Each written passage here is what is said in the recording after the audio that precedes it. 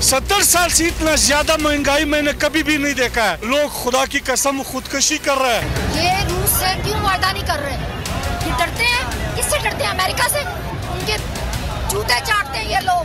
ये कैसे उनसे वादा करेंगे? इनको शर्म नहीं आती। अवाम मर रही है, अपने रिक्शे चला रही है और ये लोग बाहर गुलछड़े उड़ा रहे हैं।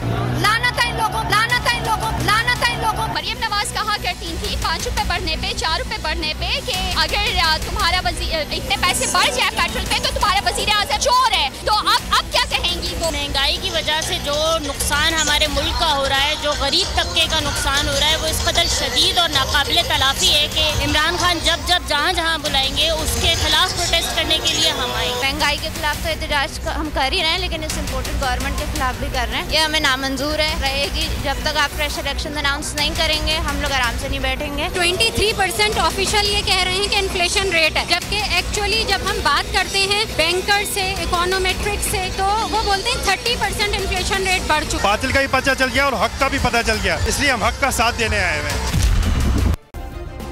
सब्सक्राइब करें और बेल दबाएं ताकि कोई खबर रह न जाए।